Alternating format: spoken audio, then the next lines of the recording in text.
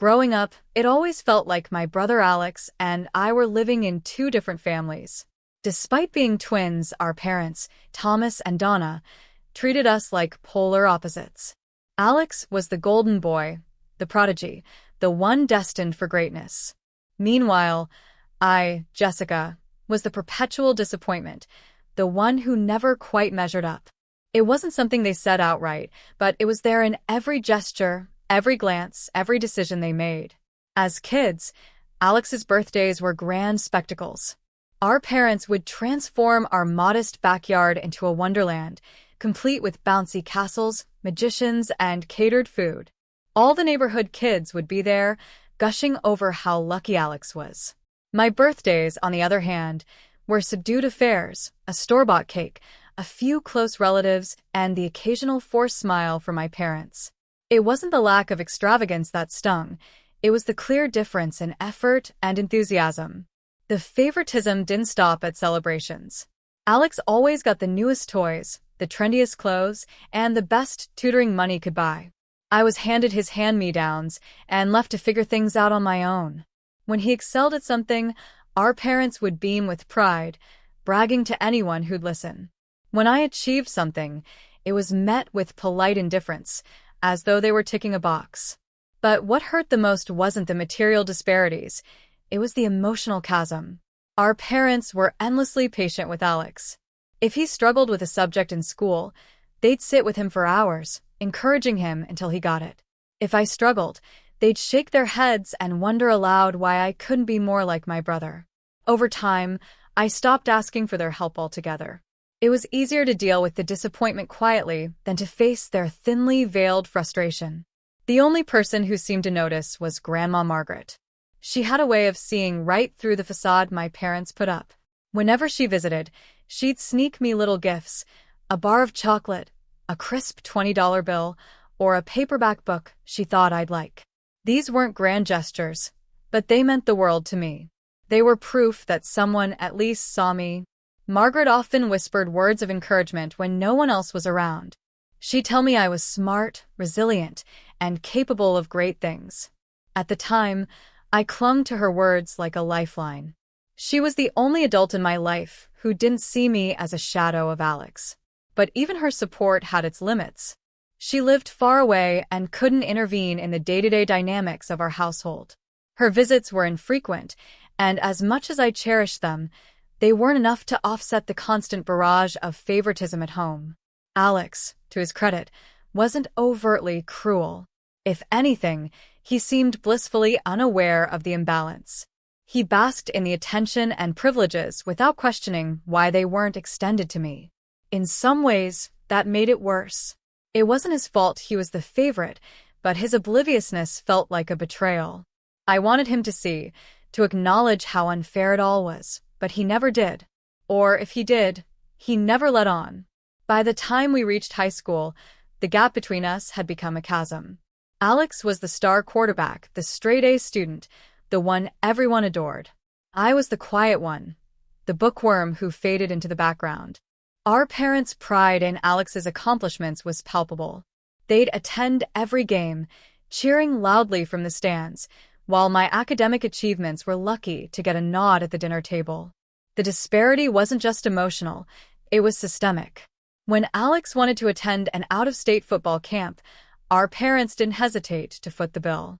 When I expressed interest in a summer writing program, they said it was too expensive and not worth the investment. I'd like to say this motivated me to prove them wrong, but the truth is it wore me down. I started to believe their narrative, that I was less than, not worth the effort. Still, there were moments when the unfairness boiled over. I'd argue with my parents, accusing them of playing favorites. They'd dismiss me, saying I was being dramatic or overly sensitive. It was infuriating, but it also confirmed what I already knew. Nothing I said or did would change their minds. As the years passed, Alex's charm and knack for manipulation began to reveal their darker sides. It started subtly, with small deceptions that went unnoticed or were brushed off as innocent misunderstandings. But by the time we turned 15, Alex had honed his ability to bend the truth into a weapon, one he wielded with devastating precision. It was around our 15th birthday that things took a sinister turn. Alex began spreading rumors at school, painting me as a bully. He told classmates that I hit him when no one was looking, that I lashed out in jealousy because he was more popular. At first, I thought it was a joke, a cruel one, but something that would blow over. I underestimated how convincing Alex could be. The whispers started small, but they grew louder with each passing day. Friends I'd known for years began avoiding me, their gazes wary and judgmental. Teachers, who had always treated me with fairness, suddenly seemed colder, their trust in me eroding under the weight of Alex's lies. I couldn't understand why he was doing this. What could he possibly gain from tearing me down? Things escalated quickly. One day, I found myself called to the principal's office. The room felt suffocating as I walked in and saw Alex sitting there, looking appropriately victimized, with our parents beside him. Their expressions were a mix of anger and disappointment, directed solely at me. The principal's tone was grave as he recounted Alex's claims, that I'd been physically abusive, that he was afraid of me. I was stunned. I tried to defend myself, to explain that none of it was true, but my words fell on deaf ears. Alex's performance was flawless. He sat there with a downcast gaze, his voice trembling as he spoke about how much he'd endured. My parents, predictably, sided with him. They didn't even question the possibility that he might be lying. To them, Alex was incapable of such deceit. The school's response was swift. I was suspended for a week, and my reputation was in shambles. Classmates whispered behind my back, their words venomous and cutting. Teachers watched me with suspicion, as though they were waiting for me to confirm the rumors by acting out. I'd never felt so alone. What hurt the most was the betrayal. Alex and I were supposed to have each other's backs, even in a family where one of us was clearly favored. I couldn't wrap my head around why he'd do something so cruel. Was it jealousy? Spite? Or was it simply because he could? The questions consumed me, but no answers came. At home, things were no better. My parents' disappointment was palpable. They looked at me like I was a stranger, someone they didn't recognize. Their words, when they spoke to me at all, were sharp and laced with anger. My attempts to explain were met with silence or dismissive waves of the hand. Grandma Margaret tried to intervene, but even her influence was limited. My parents were convinced of Alex's innocence and my guilt. The isolation seeped into every aspect of my life. Friends stopped inviting me to hang out, their loyalty firmly with Alex. Even my best friend, who I'd known since kindergarten, began to distance herself. She didn't outright say she believed Alex, but her hesitation whenever I tried to talk about it spoke volumes. I'd lost not just my family's trust, but the trust of nearly everyone around me. The lowest point came a few weeks after the suspension. I overheard Alex talking to a group of his friends at school. He was laughing, recounting the whole ordeal like it was some elaborate prank. His words stung more than any of the accusations he'd made. To him, this was all a game, a way to boost his social standing by casting me as the villain. And it was working. For a while, I considered giving up, accepting the role Alex had forced upon me. It seemed easier than fighting a battle I couldn't win. But deep down, I knew I couldn't let him have that power over me. I had to find a way to rebuild my life, to prove that I wasn't the person he'd made me out to be. The problem was, I didn't know where to start. At home, I began avoiding Alex as much as possible. I stayed in my room, burying myself in books and homework. It wasn't much of a solution, but it was the only way I could cope. Grandma Margaret became my lifeline, her sporadic visits a brief reprieve from the suffocating atmosphere. She encouraged me to hold my head high, to keep fighting, even when it felt like the world was against me. Despite her support, the damage had been done. My relationships were fractured, my confidence shattered. I'd never felt so invisible, so powerless. But beneath the pain and anger, a flicker of determination began to grow. Alex might have won this round, but I wasn't going to let him define me. I didn't know how or when, but I vowed to take back control of my story. The day I was kicked out of my own home is etched into my memory like a scar. It started with a seemingly mundane argument, one of those everyday spats that should have fizzled out after a few heated words. But in our family, with Alex's web of lies firmly woven, nothing ever stayed small for long. This time, it spiraled into something far worse. I'd been accused of something ridiculous, though I can't even recall what it was now. What mattered was that Alex had managed to play the victim once again. His knack for turning every situation to his advantage was unparalleled. My parents didn't question him. They never did. Their unwavering belief in his innocence was infuriating, but by now, it was almost predictable. The shouting match that followed was a blur. My father's voice boomed through the house, full of anger and disappointment. My mother stood by his side, silent but complicit. They told me I was ungrateful, that I'd crossed a line, though they never specified what line that was. All I knew was that their trust in Alex had finally pushed them to a breaking point, a point where I was no longer welcome in their home. When the words came, "Get out," I froze. At first, I thought I'd misheard. But the look on my father's face, the way my mother avoided meeting my eyes, told me otherwise. They meant it. They were choosing Alex's lies over their own daughter. The betrayal cut deeper than I thought possible. I wanted to scream, to beg, to make them see the truth, but I knew it would be useless. Their minds were made up. I left with nothing but a hastily packed bag and a heart full of anguish. Alex watched from the hallway, a smirk playing on his lips. It was the final twist of the knife. He'd won and he knew it. With nowhere else to go, I called Grandma Margaret. She arrived within the hour, her old car rumbling up the driveway like a knight's steed. She didn't ask many questions. She didn't need to. One look at my tear-streaked face was enough. She hugged me tightly, whispering reassurances that I barely heard through the haze of my emotions. For the first time that day, I felt a sliver of safety. Moving in with Margaret was both a relief and a challenge. Her small home was a stark contrast to the house I'd left behind. It was cozy but cramped, filled with the scent of lavender and the faint hum of her favorite oldies station. She made space for me, both physically and emotionally, giving me the room to grieve while gently nudging me toward healing. The first few weeks were the hardest. I felt untethered, like a ship adrift with no anchor. The isolation I'd felt at school had followed me here, amplified by the weight of my parents' rejection. I avoided social media, unable to face the whispers and judgments of my peers. Even Margaret's unwavering support wasn't enough to pull me out of the darkness. I spent hours in my room, staring at the ceiling and wondering how everything had gone so wrong. But Margaret wouldn't let me wallow forever. She had a way of coaxing me out of my shell without pushing too hard. She'd leave little notes around the house with quotes or reminders of my strength. She'd invite me to join her for tea on the porch, where we'd watch the world go by in companionable silence.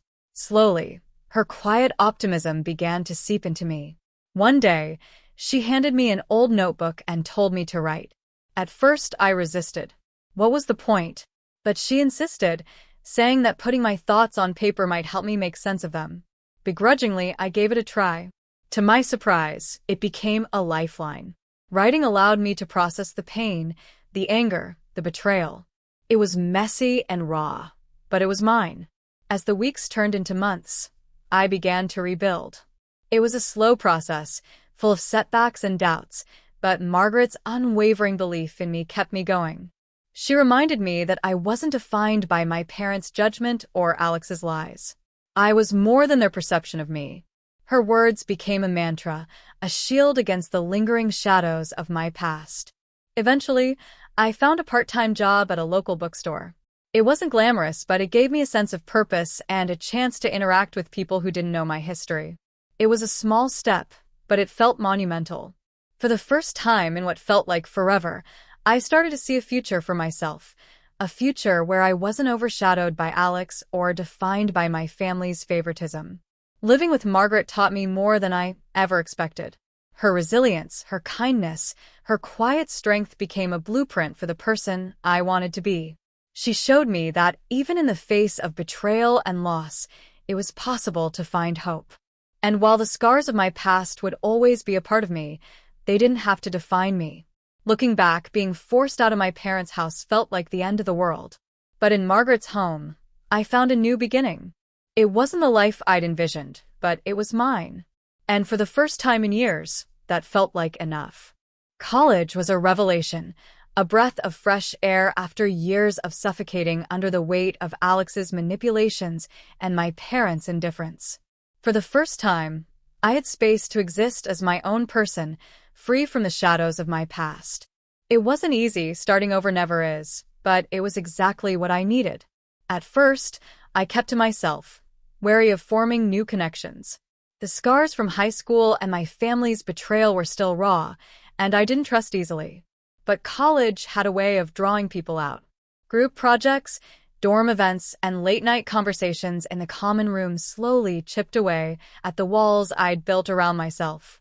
I began to open up cautiously at first, but with growing confidence. One of the first classes I took was a writing course.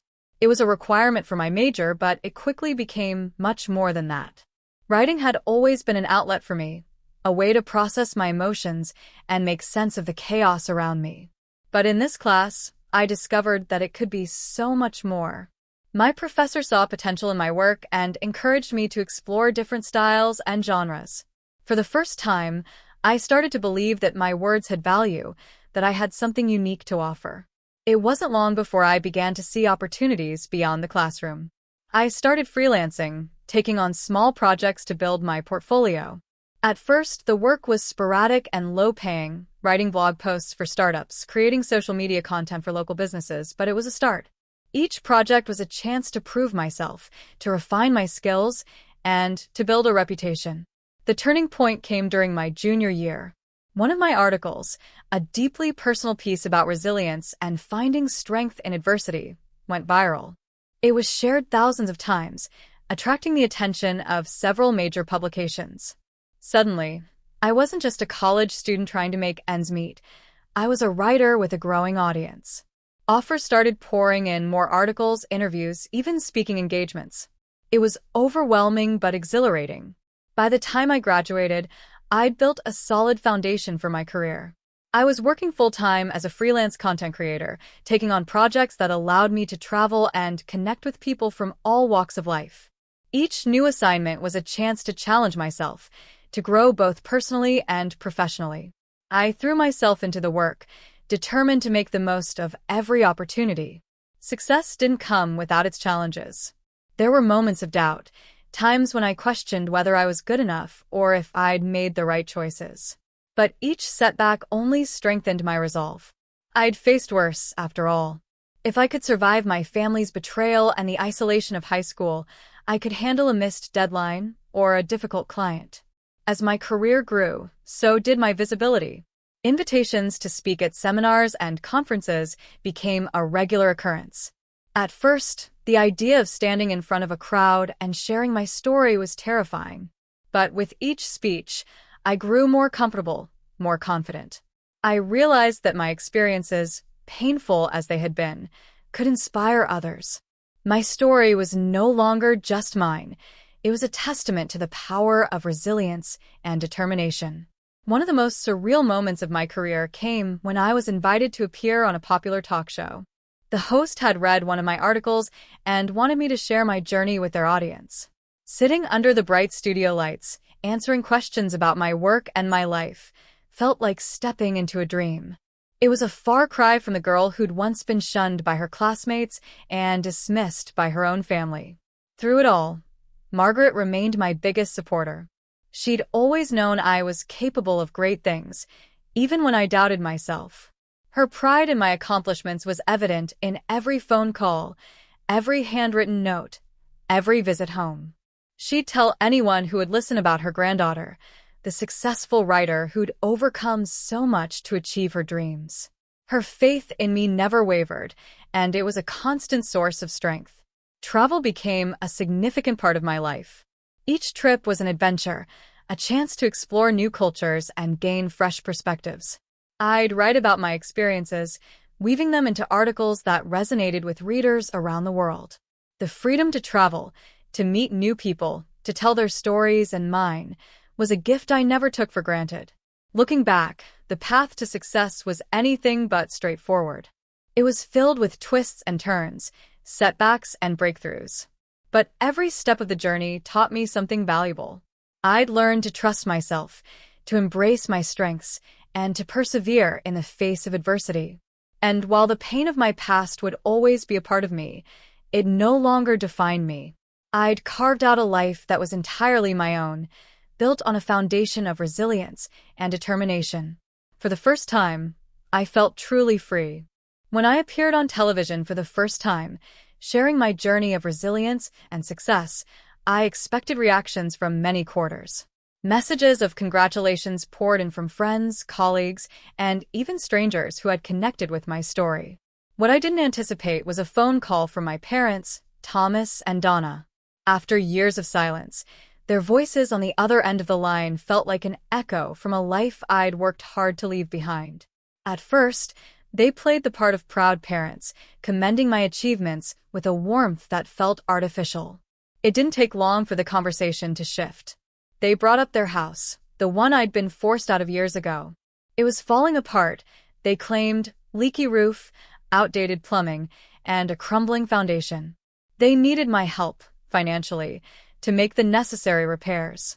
They emphasized how much it would mean to the family, framing it as an opportunity for me to give back.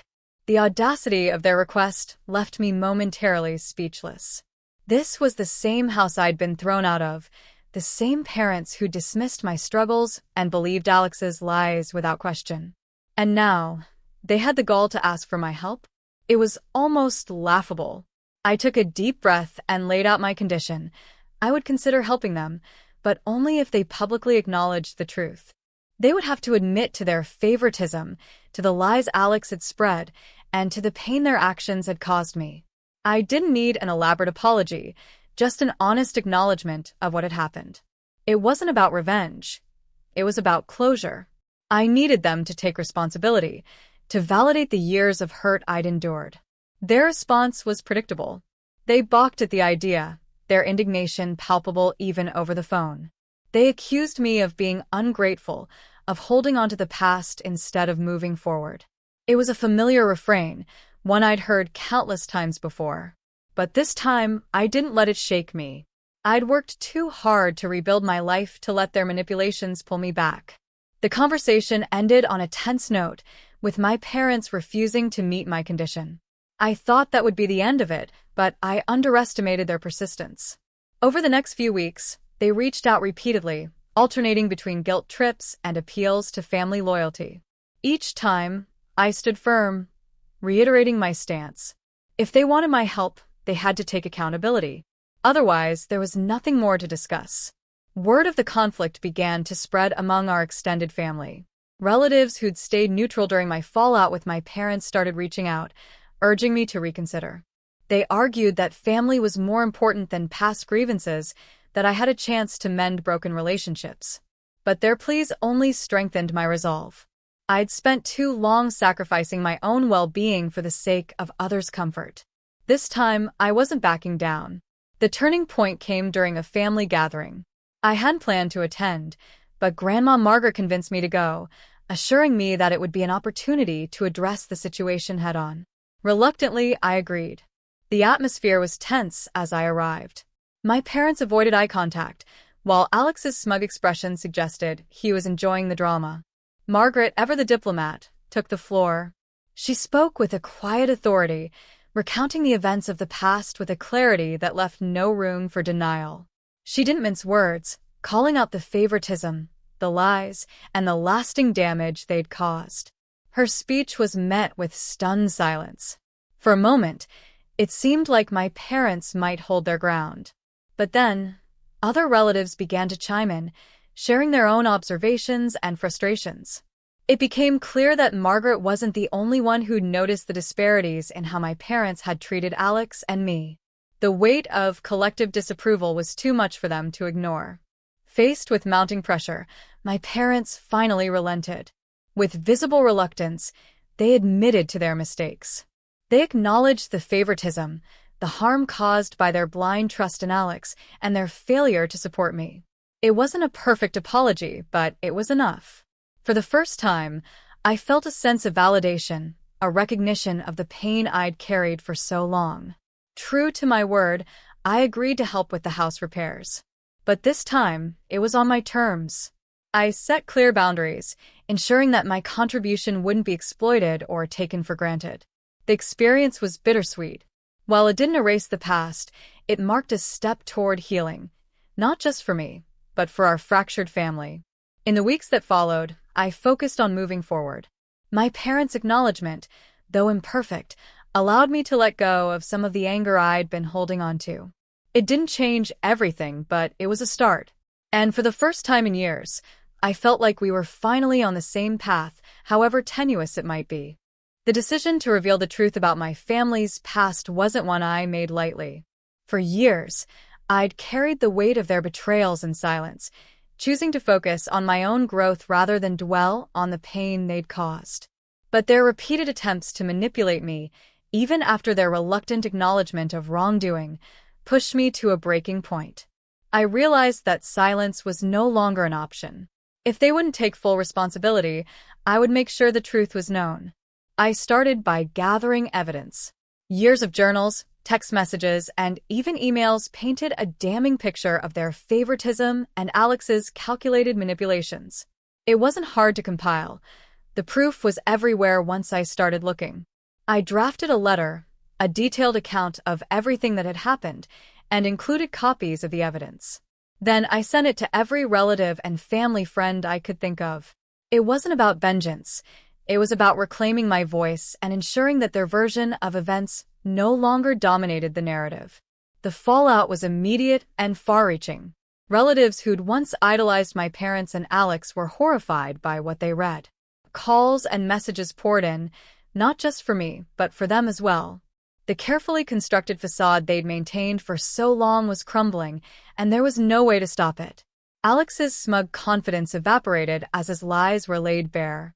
My parents, who had always relied on their reputation to shield them, found themselves ostracized by the very people they'd tried to impress. Predictably, their response was to lash out. They accused me of airing dirty laundry, of tearing the family apart. The irony wasn't lost on me. For years, they'd been the ones sowing division, but now they wanted to blame me for the consequences of their actions. The threats began soon after. They warned me to stop spreading lies, to retract my statements, but I refused. I knew I was telling the truth, and I wasn't about to back down. Thankfully, I wasn't alone in this fight. My lawyer, Claire, stepped in to shield me from their harassment. She sent them a formal cease and desist letter, warning them to stop contacting me or face legal consequences. It was a bold move, but a necessary one. For too long, they'd operated with impunity, believing they could intimidate me into submission. Claire's intervention made it clear that those days were over. As the dust settled, I found myself in a place of unexpected peace. For the first time, I felt truly free from their influence. The ties that had bound me to their toxicity were severed, and I could finally focus on building the life I'd always wanted. Therapy became a cornerstone of my journey, helping me unpack the trauma of my past and learn healthier ways to navigate relationships. Margaret remained my anchor through it all. Her wisdom and unconditional love were a constant source of comfort. She reminded me that I wasn't defined by my family's shortcomings, that I was capable of creating a future filled with joy and purpose. We spent countless afternoons together, sharing stories, laughing over cups of tea, and planning trips we'd always talked about but never taken. She was more than a grandmother. She was my partner in healing. My career continued to flourish, bringing opportunities I'd once only dreamed of. Each new project, each new connection felt like a step further from the shadows of my past. I traveled, I wrote, I spoke at events where my story inspired others to reclaim their own narratives. The pain of my history didn't vanish, but it became a part of my story rather than the defining chapter. One day, as I stood on a stage addressing a room full of people, I realized just how far I'd come. The girl who'd once been silenced by fear and rejection was now using her voice to empower others. It wasn't the life I'd envisioned, but it was one I'd fought hard to build. And for that, I was endlessly grateful. Margaret and I eventually took that trip we'd always dreamed of, a journey through Europe that became a celebration of resilience and love. As we wandered through ancient streets and marveled at breathtaking landscapes, I felt a deep sense of contentment. The wounds of my past hadn't disappeared, but they no longer defined me. I was free, and for the first time, truly at peace.